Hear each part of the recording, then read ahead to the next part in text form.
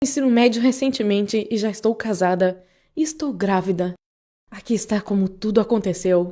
Alguns anos atrás, antes de virar uma adolescente, eu estava voltando da escola quando me deparei com alguns policiais saindo do nosso apartamento.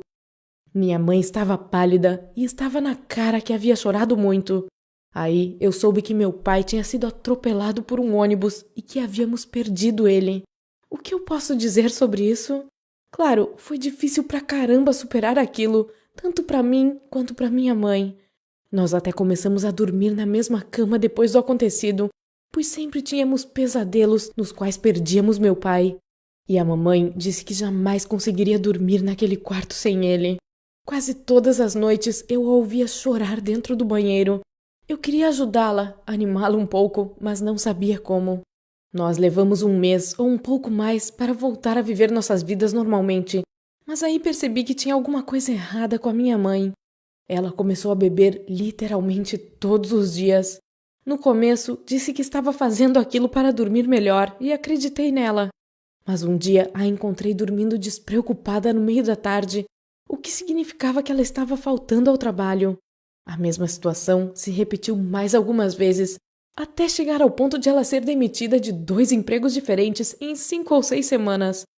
Toda vez a mamãe pedia perdão e até tentava largar o álcool, mas sem beber ela começava a se comportar de forma agressiva e, sabe, hostil. A situação ficou tão extrema que em determinado ponto nossos vizinhos começaram a desconfiar de que alguma coisa errada estava acontecendo e ligaram para o conselho tutelar. Eu passei 111 dias no centro de acolhimento para crianças, esperando minha mãe se recuperar. Quando ela finalmente veio me buscar, estava muito magra, mas parecia saudável. Eu jamais vou me esquecer do que senti quando a vi pela janela. Achei que minha alegria iria explodir e contagiar todos à minha volta, de tão grande que era. E vi que a mamãe estava super orgulhosa de si mesma por ter largado o vício, e eu também estava muito orgulhosa dela. Juntas, decidimos que seria difícil viver naquele apartamento, ao lado dos mesmos vizinhos. Então arrumamos nossas coisas e nos mudamos para outra cidade, para viver em um ambiente totalmente diferente. Era uma cidade pequena, com casas pequenas também. Lembro do quão encantada fiquei com a vista, enquanto minha mãe dirigia o carro em direção ao nosso novo lar. Eu sabia que nossa vida lá seria diferente e até melhor, e não estava enganada, pelo menos até certo ponto. Agora, minha mãe tinha que trabalhar muito para nos sustentar, pois o aluguel da casa na qual morávamos, por menor que fosse, era um pouco mais caro do que o do apartamento. Ela não tinha uma cerca bonitinha ao redor, como as casas da rua vizinha, nem quintal algum, então não havia como ter um jardim ou plantar qualquer coisa lá. Mas eu senti orgulho da nossa casa e tinha adorado ela desde a primeira vez que a vi. Nós compartilhávamos a mesma cerca com nossos vizinhos, a família Gonzalez, e eles cuidavam de mim quando a minha mãe precisava ficar até tarde no trabalho. Eles tinham 5 filhos, mas só um deles, o Henrico, tinha a mesma idade que eu, e em pouco tempo ficamos amigos. E o senhor Gonzalez se parecia muito com meu pai, com aquele bigode e olhos brilhantes. Aí, quando fiz 13 anos, minha mãe disse que tinha se apaixonado por um cara. Comecei a passar algumas noites na casa dos Gonzalez, e a senhora Gonzalez dizia que minha mãe tinha o direito de ter um momento para ela, e que eu não deveria sentir raiva dela por aquilo. Mas não era da minha mãe que eu sentia raiva, era do namorado dela, o tal do Bob. Ele era horrível, não era alto nem bonito, e na verdade ele me lembrava muito um cachorrinho bacê. Eu ficava me perguntando o que minha linda mãe tinha visto naquele cara e implorava a Deus para separá-los de alguma forma. Mas acho que não rezei direito, pois pouco depois eles se casaram e ele se mudou para nossa casa. Minha mãe parecia feliz, mas minha vida virou um pesadelo. Vou dar alguns exemplos e você verá. Primeiro, o Bob não gostava de barulho algum. Então, sempre que ele estava em casa, eu tinha que ficar em silêncio no meu quarto ou simplesmente sair de casa. E ele achava que eu já não era mais criança e me forçava a fazer as tarefas domésticas e a, digamos, ser empregada dele. Eu jamais me esquecerei da primeira vez que ele exigiu um sanduíche. Primeiro pediu para minha mãe levar, mas não sabia que ela tinha saído para ir ao supermercado. E quando eu disse que ela não estava, mandou que eu levasse o lanche para ele.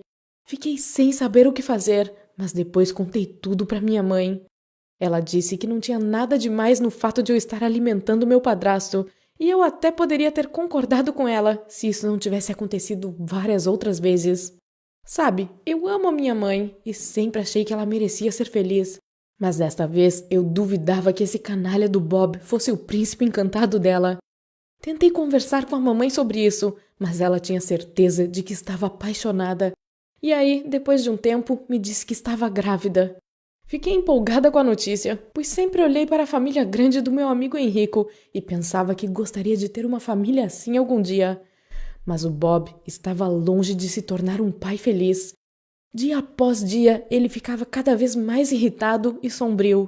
De vez em quando chegava tarde em casa, bêbado, mas quase sempre estava fora de casa. Eu via que minha mãe estava aborrecida com o comportamento dele, e eles brigavam muito, fosse pelo jantar estar frio ou por causa de uma calça que ele não estava encontrando. De vez em quando, eu via alguns hematomas no corpo da minha mãe, mas ela dizia que era meio destrambelhada e que acabava batendo nas coisas. Eu não consigo entender por que minha mãe resolveu ter um filho, mesmo sabendo que o Bob não queria. Enfim, ela continuou trabalhando e eu continuei a ajudando com as tarefas domésticas, pois à medida que a barriga dela crescia, mais difícil ficava para ela se locomover, abaixar e fazer outras coisas. Às vezes, a mamãe não se sentia muito bem, então eu tinha que matar a aula e substituí-la no mercado para ela não perder o emprego. Havia um cara no trabalho dela, o Cal. Pois é, ele foi meu primeiro amor e o cara que faria uma verdadeira virada no meu destino. Mas você terá que esperar até o fim deste vídeo para descobrir o que aconteceu. Enfim, ele sabia que eu estava apenas substituindo a Stacy. Nós resolvemos não contar para ninguém que eu era filha da minha mãe, e essa não era a única mentira que eu estava disposta a contar para ele sobre a minha vida. Menti sobre os meus pais. Quando conversávamos sobre nossas famílias, eu falava sobre a família Gonzalez como se fosse a minha verdadeira família. Eu simplesmente inventei tudo, meus irmãos, meus pais e minha vida. Eu via o quão maravilhado o Cal ficava quando ouvia minhas histórias sobre noites em família e tal. Então, continuei mentindo. Com o tempo, começamos a nos ver quase todos os dias, pois foi ficando cada vez mais difícil para minha mãe trabalhar na situação em que estava. E pouco depois percebi que ele também gostava de mim, e muito. Um dia cheguei em casa e minha mãe e o Bob estavam discutindo em voz alta no andar de cima. Tentei fechar a porta o mais silenciosamente possível e correr para o meu quarto. Mas de repente ouvi um barulhão e poucos segundos depois minha mãe caiu da escada. O Bob correu ao encontro dela enquanto gritava para eu chamar uma ambulância. Minhas mãos estavam trêmulas e por um minuto pensei que a mamãe tinha morrido. O medo tomou conta de mim. De acordo com o médico, o fato da mamãe ter caído da escada foi fatal para o feto. Nem vou dizer como foi difícil para ela ouvir isso. Mas sabe o que foi mais curioso e assustador nessa história toda? Minha mãe não disse para a polícia que foi o Bob que a fez cair da escada. Nem eu, pois eu não tinha visto ele fazer isso, era só uma suspeita. Resolvi falar com ela e tentei insinuar que talvez ele tivesse feito tudo de propósito, mas a mamãe não quis me ouvir e disse: "Que ideia, menina! Foi tudo um acidente!" Também disse que cada um tem um jeito diferente de superar uma tristeza, mas eu duvidava que o Bob tivesse ficado triste com o acontecido. Na verdade, o humor dele melhorou muito e eu não conseguia parar de pensar que era porque não haveria nenhum bebê em casa mais. Desde então, comecei a ficar longe dele, ou pelo menos tentava evitar ficar cara a cara com ele. Minha mãe tinha voltado para o trabalho e, embora fosse difícil para mim, eu precisava terminar com o Cal, porque tinha medo que ele descobrisse a verdade. Então, inventei que minha linda família e eu passaríamos um tempo na Europa e que não conseguiríamos mais nos ver. Mas um mês depois, descobri que estava grávida. Eu corri para contar para ele, que não acreditou em mim. Falou que o bebê não era dele, que eu deveria ter engravidado durante minha viagem à Europa e que agora queria responsabilizá-lo. Eu fiquei arrasada e perdida, e não tinha outra alternativa a não ser abrir o jogo com a minha mãe. Acho que teria sido melhor se aquela notícia tivesse irritado ou algo do tipo, mas foi o contrário. Ela ficou calada e depois saiu do meu quarto. Mais tarde, naquele mesmo dia, a encontrei bêbada, deitada no sofá. Ela tinha voltado a beber. Claro, O Bob sabia sobre o vício dela e ficou furioso quando voltou para casa naquele dia e a viu naquele estado. Acredite, eu não tinha intenção alguma de tornar nossa vida pior do que já era, mas foi tudo culpa minha. Pelo menos o Bob disse isso quando lhe contei que estava grávida. Ele ficou com tanta raiva que pensei que fosse dar um jeito de matar meu bebê também. E se ele me empurrasse acidentalmente escada abaixo? E então meu padrasto gritou que mesmo que eu resolvesse ter aquele bebê, ele o daria para adoção. Fiquei com medo e corri para a casa dos Gonzales. Eu estava chorando muito e meu corpo estava tremendo. Não sei o que teria sido de mim se a senhora Gonzales não tivesse me abraçado e tentado me acalmar um pouco. Mal consegui pregar os olhos naquela noite, tentando pensar no que eu faria naquele momento. Mas de manhã, outra surpresa estava me esperando. Todos estávamos tomando café juntos quando o Henrico resolveu me pedir em casamento. O senhor e a senhora Gonzales ficaram em silêncio, aparentemente tão surpresos quanto eu. O Henrico disse que já tinha montado um plano perfeito pra gente. Em 2 meses eu faria 16 anos e nós poderíamos nos casar sem a autorização dos meus pais, principalmente levando em conta que eu já estava grávida. Aquele era o único jeito de eu fugir dos direitos que o Bob tinha sobre mim e sobre o meu bebê. Ele disse que estava disposto a encarar aquele risco, pelo menos por um tempo, até eu descobrir o que queria fazer com a minha vida. Não tenho palavras para dizer o quanto sou grata a essa família. Eles me salvaram. Casei com o Henrico e nos mudamos para a casa da avó dele para ficar longe do Bob. Ninguém da minha família foi ao casamento e até agora ninguém me ligou.